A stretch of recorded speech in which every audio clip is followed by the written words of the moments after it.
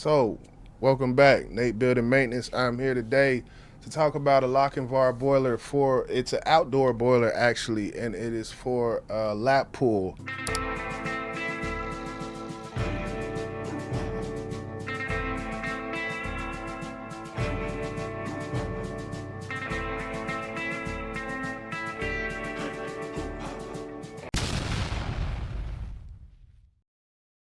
It's outdoors, of course. Now, this boiler, as you may be thinking, it's 100 degrees outside. What are we doing boiler calls for? Well, it's because this boiler keeps this pool open to the public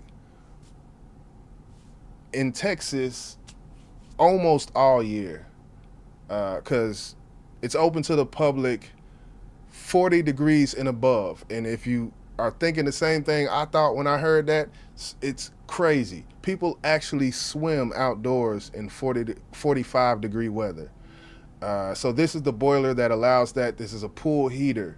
So it heats the pool to a temperature of, I can't remember the set point, I think it's around 80 something. But 84, 85, I think. But so yeah, it's 100 degrees, and I've been kind of putting this off because I'm like, hey man, the boiler, it's 100 degrees outside. It may kick on for 15 minutes at 4 a.m. and that's on a mild Texas summer day. It doesn't run basically, but with these boilers, another thing about it is you cannot valve these things off and drain them for the off season. The circulation of water actually helps these units lifespan when it comes to these copper fins. It's not good to drain them. So yeah, I'm here, HS1 lockout with the leak. And remember, when I'm doing all this stuff at the beginning, I kind of forgot that, or forgot to check if the thing was valved off before I go. But I've been doing too much yapping, man. Let's go, Nate, building maintenance. Hit that like for me one time. Oh, one more thing. My camera, my body cam, my action cam that sticks to my chest with the magnet thing, I would just have to apologize right now. The audio is so trash on this thing, and I'm like, I'm almost ready to send it back. I think I'm well within the 30 days. I hope not, but the audio is so trash, man. The visual, I'm cool with the visual. It doesn't shake too much, but the audio, I have to apologize for that, and I gotta figure out something. I'm thinking about putting little piece of scotch tape over it because it picks up my voice so loud, like it's distorted, man. So that's my apologies for that. There was a bunch of water here yesterday. It's all dried up, so I'm gonna open it up and see if anything looks out of place.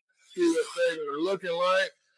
That's my chiller over there. So right there, we got two of those chillers, and that's basically so that when it's 110 degrees here in Texas, that the water won't be like a bowl of ramen noodles.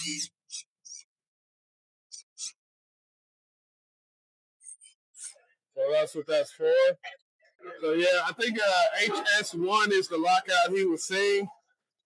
Oh wow, what's going on here? I do see remnants of water. Huh.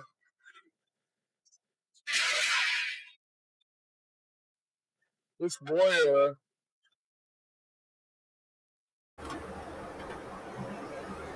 should not look like this after 2 years. It's a 2-year-old boiler, maybe three, maybe three. It should not look like this. I feel like water's getting inside of it.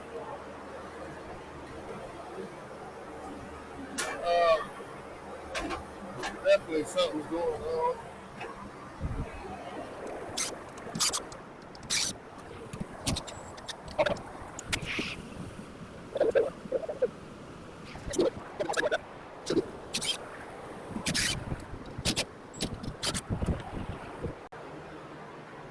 dry up here, but I think it's just from being outside that I never was a fan of putting these things outside. Let me check the filter in the back.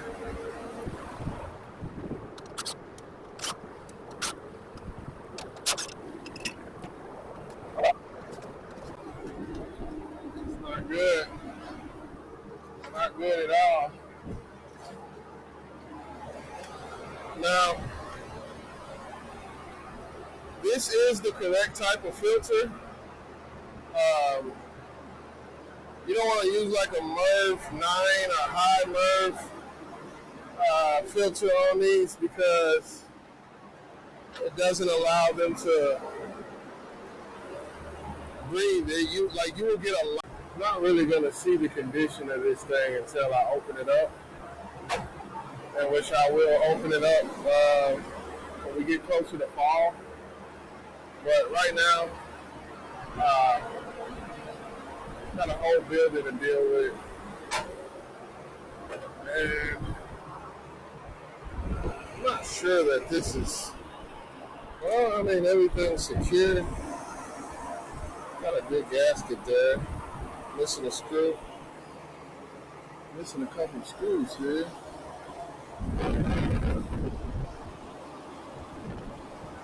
But it's got silicone around. So, yeah, I'm going to deal with this as far as the maintenance. I'm going to pull this refractory and everything before we get into fall. Because I just finished it. Hot surface igniter, about to replace it. It said HS1 lockout on this copper fan too. And yeah, that's it. That boiler over there. I said that it was going to be leaking, or someone reported it leaking.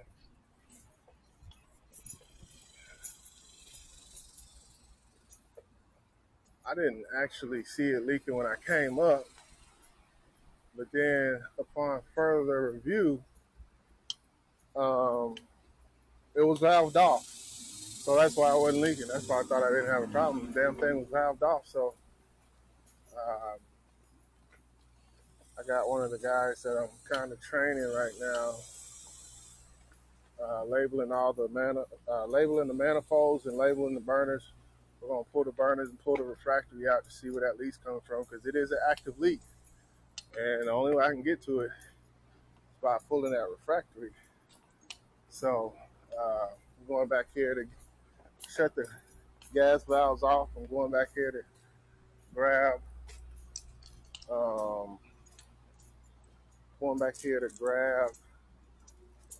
some pipe wrenches, and yeah, I'm gonna take all the. Get this. So we need to take these off. Yeah, it's not necessary, but from talking with people who do this, it could damage a few things if we don't. We could take this out and just try to pull the refractory out with the burners though. That's gonna be crazy hard. You see how long this is? Each one of these has a tube like this, which is the burner. So we're gonna take each one of these out.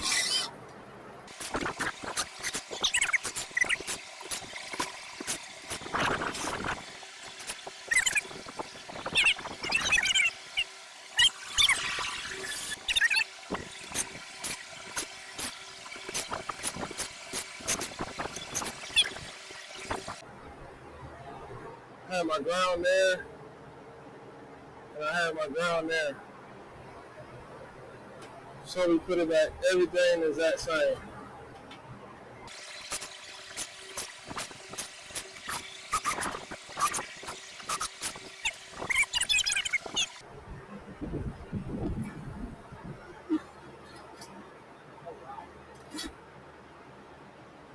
So, this is what we're gonna do. Take all these out and just line them up right here. So take all those out, line them up. Okay, so got a little busy and it became non-productive to record, especially when my trainee came over. I don't want to put him on camera or anything or make him feel uncomfortable in any way.